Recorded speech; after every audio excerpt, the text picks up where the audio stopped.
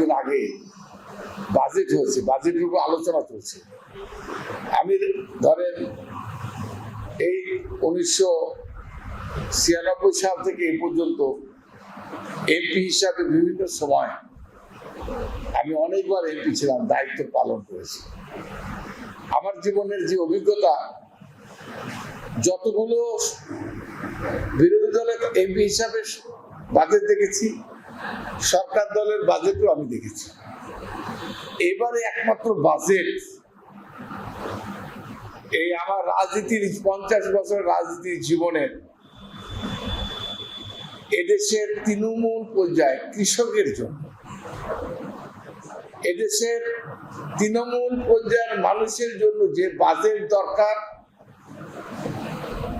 ধান, চাল, ডাল, তেল, আটা থেকে শুরু করে মশলা পর্যন্ত সমস্ত ক্ষেত্রে এই সরকার কৃষকদের স্বার্থ এবং একমাত্র সরকার কৃষক বান্ধব এবং একটা গ্রহণযোগ্য জনবান্ধব বাজেট পেশ করেছে। যে বাজেট এই 50 বছরের ইতিহাসে এত সুন্দর বাজেট ইতিপূর্বে কখনো হয়নি। আমার আপনারা দেখেছেন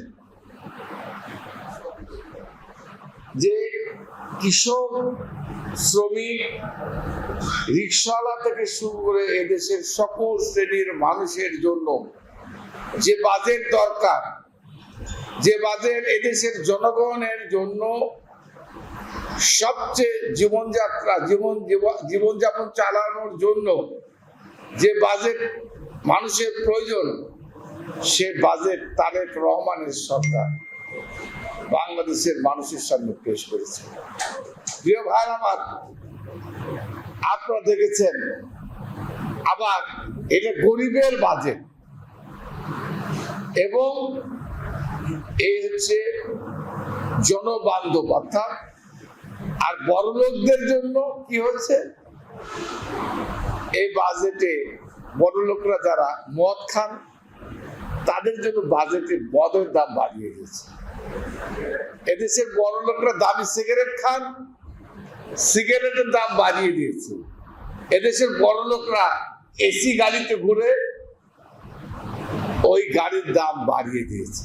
অর্থাৎ আপনারা বুঝেছেন, নিত্য প্রয়োজনীয় জিনিসের দাম কমেছে, আর বিলাসী যারা বড় লোক তাদের দাম বেড়েছে।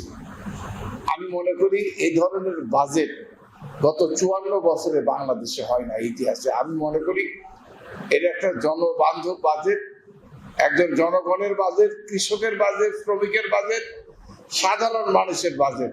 প্রিয় ভাইরা আমার, আমি বিশ্বাস করি এই বাজেটে সবচেয়ে বেশি অর্থ বরাদ্দ দিয়েছে সরকার স্বাস্থ্য খাতে, কৃষি খাতে এবং শিক্ষা খাতে, এবং হাজার হাজার কোটি টাকা। অর্থাৎ এই 54 বছরের রাজনীতির ইতিহাসে 9,38,000 কোটি টাকার বাজেট, এত বড় বাজেট ইতিপূর্বে কেউ দেয় না।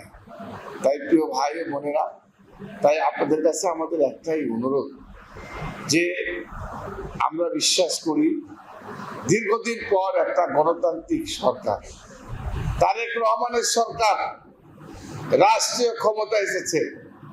দীর্ঘদিন পর আমরা রাষ্ট্রীয় ক্ষমতা এসেছি। আপনারা জানেন এদেশের অর্থনীতি লক্ষ লক্ষ কোটি টাকা লুটপাট হয়ে বাংলাদেশ থেকে চলে গেছে।